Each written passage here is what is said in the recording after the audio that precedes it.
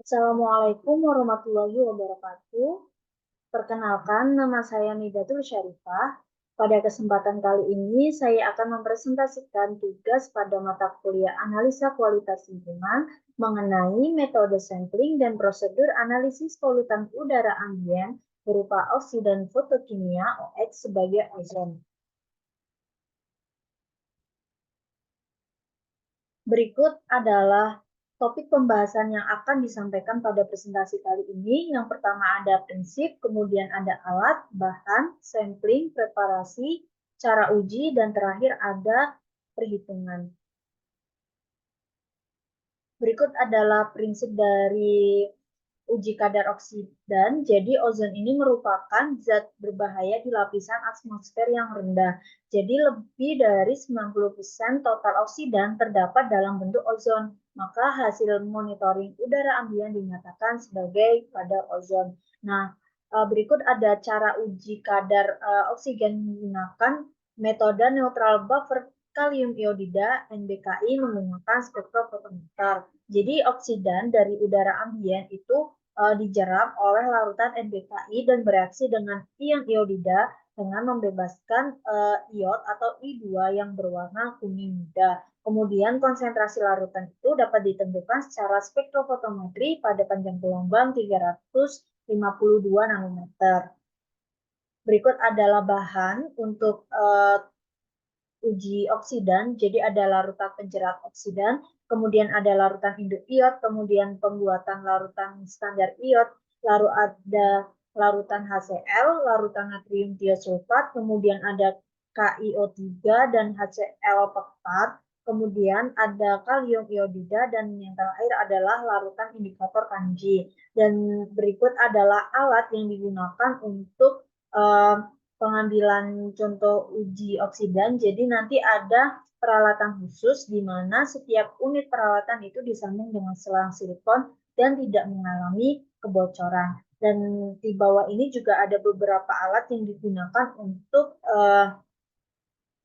uji oksidan di laboratorium. Kemudian ini adalah rangkaian alat yang akan digunakan untuk uji oksidan. Jadi ini ada botol penjerap midget integer. Modelnya seperti ini, di mana ini kapasitasnya sekitar 30 ml.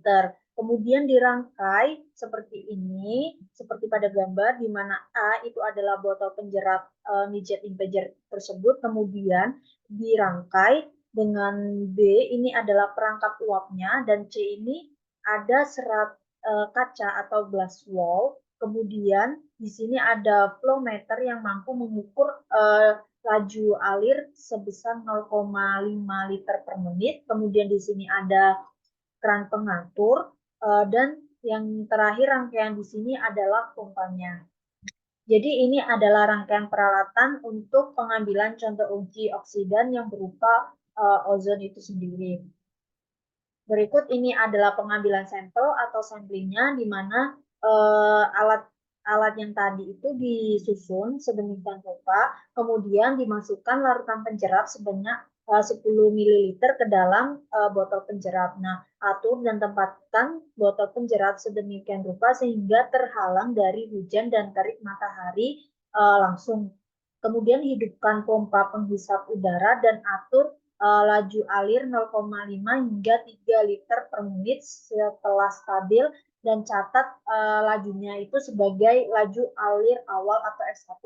Kemudian lakukan pengambilan contoh uji selama 30 menit dan catat temperatur dan tekanan udara. Setelah itu, setelah 30 menit catat sebagai laju alir akhir F2 dan kemudian matikan pompa penghisap. Nah, berikut ada catatan di mana agar diperoleh konsentrasi oksidannya optimal, maka pengambilan contoh uji itu harus dilakukan pada siang hari dan dengan rentang waktu antara jam 11 hingga 15 sore. Kemudian ini adalah persiapan pengujian. Yang pertama adalah preparasi penjerap larutan penjerap oksidan. Jadi 10 KI itu dilarutkan dalam 200 mililiter Aquades, kemudian pada tempat lain juga larutkan 35,82 gram di natrium hidrogen fosfat dodekahidrat itu dan 13,6 gram kalium dihidrogen fosfat itu dengan 500 ml Aquades dalam beker gelas. Kemudian tambahkan larutan Ki sebagai larutan penyangga sambil diaduk sampai homogen dan encerkan larutan ini sampai volumenya menjadi 1000 ml dalam labu ukur dan diamkan selama paling sedikit 1 hari. Nah, atau pH pada sekitar 6,8 menggunakan larutan natrium hidroksida atau NaOH 1% atau bisa juga menggunakan asam fosfat H3PO4 1%. Kemudian ini ada pembuatan larutan induk atau I2, larutan induk iod, di mana masukkan berturut-turut 16 gram Ki dan 3,173 gram kristal I2 ke dalam labu ukur 500 ml, kemudian larutkan dalam air suling atau Aquades dan tepatkan isi labu hingga tanda batas lalu dihomogenkan, kemudian simpan pada ruang paling sedikit 1 hari dan pindahkan ke dalam botol gelap dan disimpan di lemari pendingin. Kemudian ini ada pembuatan larutan standar iod atau I2, jadi pipet 5 ml larutan induk iod 0,05 normalitas, kemudian ke dalam labu ukur dan encerkan dengan Aquades hingga tanda batas, lalu dihomogenkan, kemudian pipet 4 ml larutan hasil penjerat di atas ke dalam labu ukur 100 ml, kemudian tepatkan dengan larutan penjerat. Nah, larutan ini digunakan untuk membuat kurva kalibrasi, di mana larutan ini itu stabil 1 hingga 2 hari. Kemudian di sini ada pembuatan larutan indikator kanji, jadi masukkan 0,4 gram kanji dan 0,002 gram merkuri iodida ke dalam beker glass, kemudian larutkan secara hati-hati dengan air mendidih sampai volumenya itu 200 ml, kemudian panaskan larutan tersebut sampai larutan itu jernih, lalu dinginkan dan pindahkan ke dalam botol reaksi. Kemudian ini ada standarisasi larutan natrium tiosulfat 0,1 normalitas atau 0,1 molar, itu di mana larutan kalium iodidat itu 0,35 gram yang telah dipanaskan pada suhu 180 derajat Celcius selama 2 jam ke dalam labu ukur 100 ml dan tambahkan Aquades hingga tanda batas. Setelah itu pipet 25 ml larutan KiO3 di atas ke dalam labu Erlenmeyer. Setelah itu tambahkan 1 gram Ki dan 10 ml HCl atau dengan perbandingan 1:10. Nah, titrasi dengan natrium tiosulfat sampai warna larutan itu menjadi kuning muda. Nah, tambahkan 5 ml indikator kanji dan lanjutkan titrasi hingga sampai titik akhir di mana warna biru itu tepat hilang. Nah, catat volume larutan penyitar yang diperlukan, kemudian hitung normalitas natrium tiosulfat menggunakan rumus berikut ini, yaitu N1 sama dengan B kali 1000 kali Vb per 35,67 kali 100 kali V1.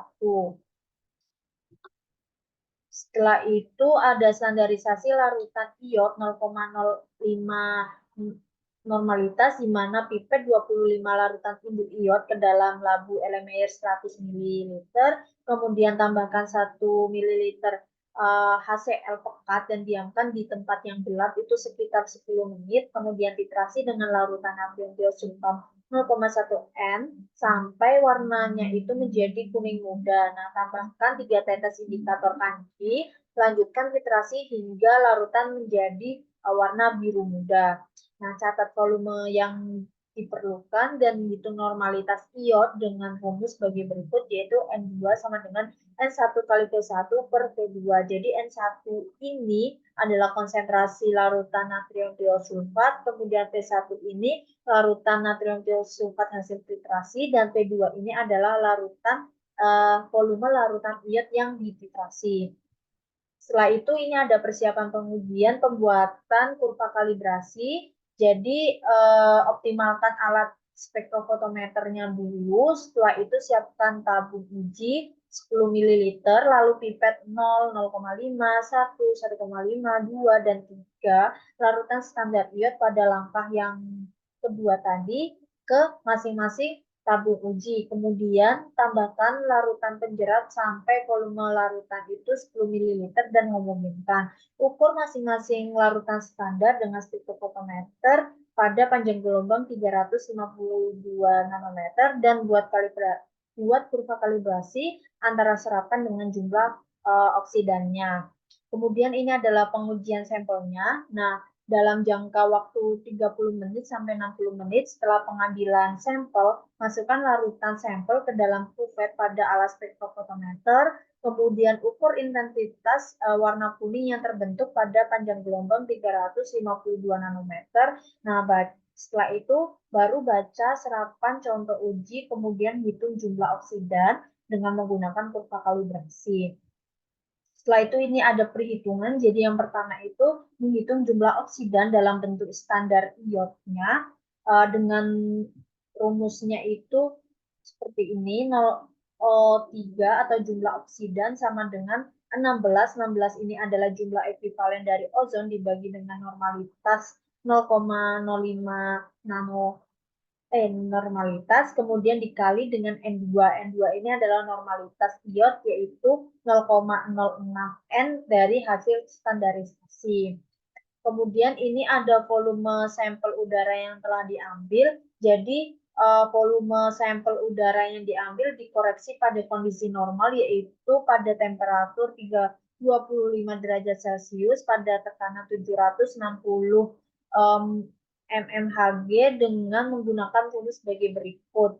V sama dengan F1 ini laju alir awal, kemudian ditambah F2 ini laju alir akhir dibagi 2, kemudian T ini dikali T, ini adalah durasi pengambilan sampel berupa menit, kemudian dikali PA, ini adalah tekanan dari barometer rata-rata selama pengambilan contoh uji, dibagi TA ini adalah temperatur rata-ratanya, kemudian dikali 298, ini konversi temperatur pada kondisi normal 25 derajat Celcius ke dalam Kelvin, kemudian 760 dibagi 760 itu sebagai tekanan udara standarnya. Setelah itu ini ada konsentrasi oksidan di udara ambien, jadi konsentrasinya itu dihitung menggunakan rumus C sama dengan A per V kali 1000. C ini adalah nanti konsentrasi oksidan di udara, dan A ini adalah jumlah oksidan dalam contoh uji yang diperoleh dari kurva kalibrasi, dibagi V ini adalah volume udara yang dihisap yang dikoreksi pada kondisi normal, yaitu 25 derajat dan pada tekanan 760 mmHg atau hasil dari perhitungan tadi yang kedua ini. Berikut adalah sumber yang saya gunakan, itu dari Lodge James dan ada dari SNI 197198-2005. Sekian presentasi dari saya. Mohon maaf apabila ada kesalahan kata. Terima kasih. Wassalamualaikum warahmatullahi wabarakatuh.